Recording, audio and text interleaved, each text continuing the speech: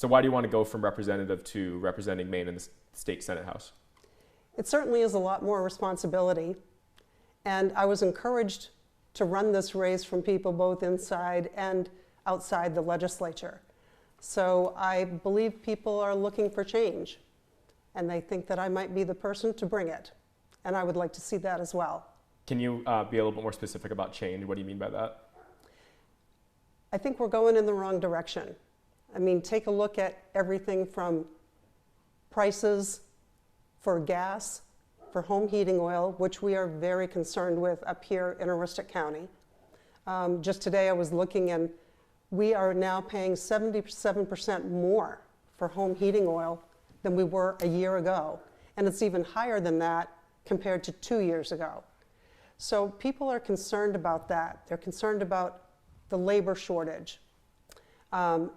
Those two things alone drive what's happening here. If we have too few people working, too few people in the economy up here to help drive it, that does not spell good things. We already are losing people for the population. So we really have to get people back in the workforce, and we have to do everything we can to make that happen, to incentivize it. You want to incentivize more people to come here, and that goes into one of my next questions, was about the population decline here in the county. We've heard that one of the biggest issues that's driving people away is a lack of good paying jobs. I want to ask you, in your first term in the representatives, what have you, can you name any specific examples of what you've done to kind of incentivize more people to live and work in Aroostook County? We had to work as the minority party to try to make sure bad policy didn't get through. And so there was a very good example of that in the farm bill. There was a bill that would have unionized farm workers. And if that had happened, it would have destroyed small family farms, not only in Aroostook County, but across the state. When you have fewer farms, you have fewer people working. We can't afford to do that. Now, luckily, the governor vetoed that bill, and that bill came from the Democrats. So she knew that that was not a wise bill, and she vetoed it, and we sustained that veto. So that's one really marked example of what happened. We had to try to keep those people in the workforce, keep the farms sustainable.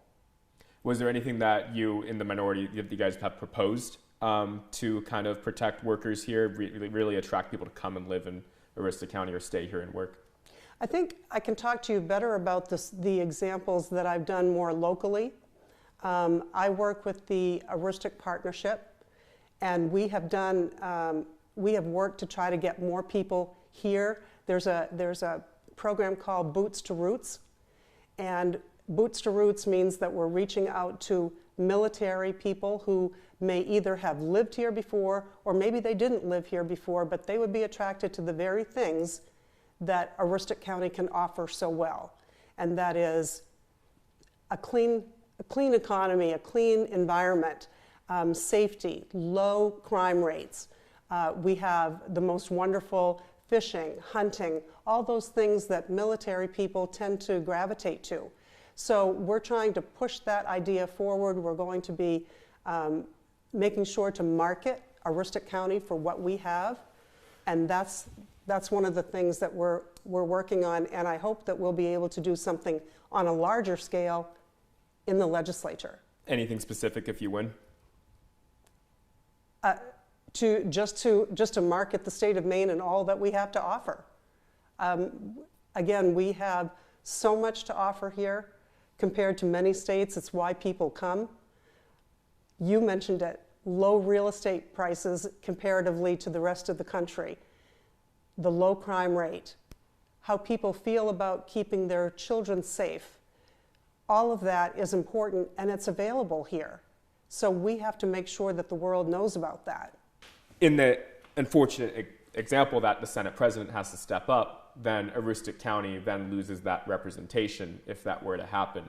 Do you find that your race against Troy Jackson Do you think that's so important that Troy Jackson hasn't done good policy, has done such a poor job that you need to have somebody in charge other than him, even if it means losing that potential to have that representation if something bad were to happen? You're making a lot of assumptions here. You're assuming, first of all, that Governor Mills remains in place. You're assuming that Troy Jackson remains in place, or that he doesn't remain in place. Those are the only two possibilities, that either he stays or he doesn't. That's right. That's right. But you said something about a gentleman from Southern Maine. And so we don't know, first of all, at this moment in time, whether or not the Republicans or the Democrats are going to have the majority. Even if he were to lose, the Democrats could possibly have the majority. And so we don't know who would end up stepping in. I mean, to me, this is a terrible worst case scenario. I don't even like to answer those kinds of possibility questions that I can't imagine. Right. But that's why they have the possibility of having a Senate president in case of that scenario. Right, right. But we have no idea who the Senate president would be. We just don't. Even if he should win, we don't know that he would be the Senate president. That is determined by the Senate, not by this vote here in November. So the Senate may or may not decide on him, or they may decide on someone else anyway. So you're making me take too many leaps here, and I'm not willing to do it. We could move on to the gun issue here. Jackson has marketed himself as very pro-gun in his record while being a Democrat. You are running as a Republican. What are you marketing anything differently as yourself as a Republican on your stance on guns to try to garner more support? Traditionally, Democrats aren't normally so pro-gun, but Jackson says that he is. Can you name some differences between you and your opponent? I would have to ask you to get the information from Senator Jackson about his position. Well, then what? I am pro Second Amendment.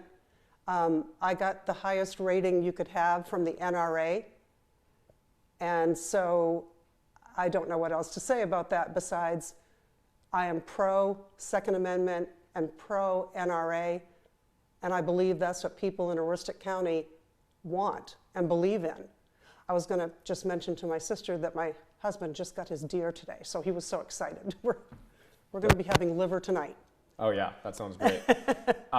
So if there were some law making its way through the Senate or a bill making its way through the Senate to restrict gun usage or boost maybe red flag laws or anything like that, do you have a line where you draw that at, or are you against any legislation that could limit one's ability to purchase a gun? Oh, I would need to see the legislation. It would be hard for me to tell you right now that I would be against everything, but I'm telling you that I am pro Second Amendment. I believe that people should be able to have the right to purchase guns. We have had that in our, that's how the country was founded, and I believe in that. We talked about this earlier, but can you brush me up again about what are some of the biggest issues right now that you recognize happening in the county?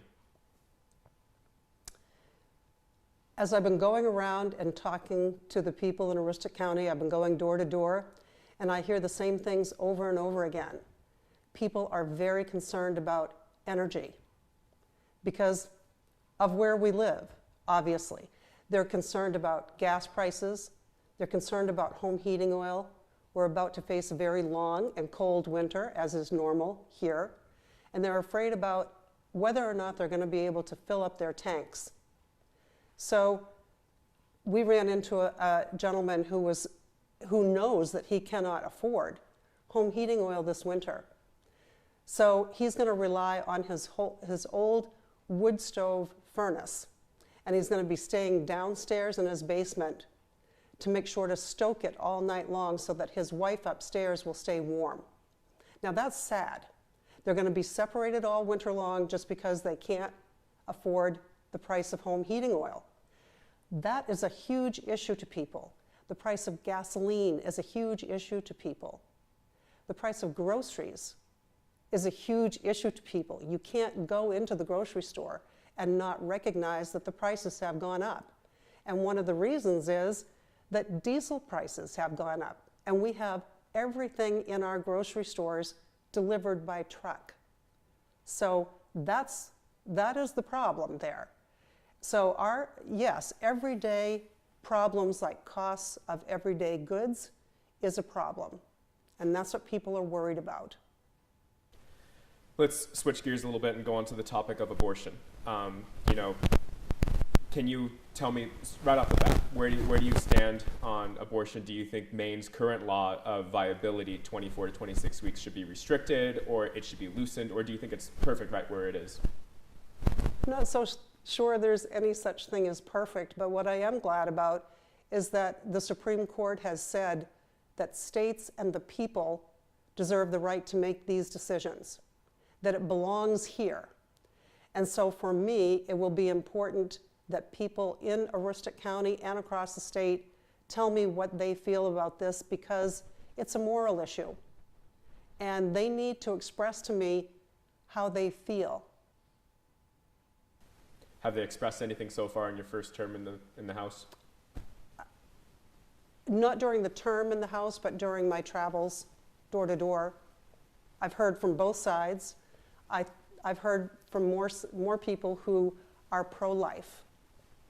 So if you're in the Senate, bill comes through to restrict that window even more, maybe bring that down a few weeks, would you support that? Again, I would have to see the bill, and I would have to hear from people, because I'm supposed to represent people, and I want to know what they think. Like I said, this is a moral issue. I know how I personally feel, but I'm supposed to represent people, and that's what I would intend to do. And what you're hearing so far, but you said that you need to listen a little bit longer, but so far you're hearing a little bit more pro-life. Yes, I am. In the county. Yes, I am. Okay. So I know I did a story back in July, and I know your campaign had nothing to do with the Vote Troy Jackson, defund the police signs. I know that's not part of your campaign. I've written about that in July. But it's undeniable that the outside money is influencing this race. Nearly $1 million. Both sides. Yes, exactly. For both sides. Just tell me, how does that feel, knowing that so much outsider money is coming into this race up here in the county? I don't love it. In fact, if you were to ask me, would I prefer less money and more control over the message, I would say yes. I would like to have more control over the message and less money. My side has had far less money, probably 4 to 1 or less than my opponent's side, that has also been flooding the airwaves with information. And that doesn't bode well for good information getting out there. So you wish that you could have had more control over the message, because the money, like you said, on both sides, and far more on Troy Jackson's side. Right. The amount of money on those ads, especially like flyers, ads, just kind of dilutes your real message. And so are you saying that you don't support that message from the Maine GOP about Troy Jackson defund the police, or do you think he really stands for restricting funding for police? I understand that he has the support of a particular group that does call for defund the police. However, does he support defund the police? That's for him to answer. Did I make that clear? So you think those signs? Oh, the signs, first of all, you said, I had nothing to do with those signs. I didn't know about those signs. In fact, I didn't see them on the day that they were there, and I understand there were only a couple of them. However, that doesn't make it right. I didn't like the campaign, if you will, the campaign of those signs. But that's not the question. You've asked me whether or not there was any, or if you would restate the question. I mean, well, I originally asked you about the outside money, how that makes you feel, but right. we directed the question a little bit more now after we were talking about those signs in particular, because I wanted to ask you about those signs as a follow-up. And I've answered that question a lot, ad nauseum, that I had nothing to do with those signs. It wasn't anything that I participated in. It wasn't anything that I approved. So when you ask me whether or not I would like to have more, or I will tell you that I would like to have more, more control over messaging, because that was not my message. You know, scientists forecast that farmers will have to change their crops as the timing of the seasons change. Maine is predicted to get wetter year by year by year, but that means that we get more episodes of extreme rain and more episodes of extreme drought, both of which are not good for farmers. Is there anything in the past that you've done to support agricultural communities, and what are you proposing for the future to preserve the heritage of farming in the county despite rising temperatures?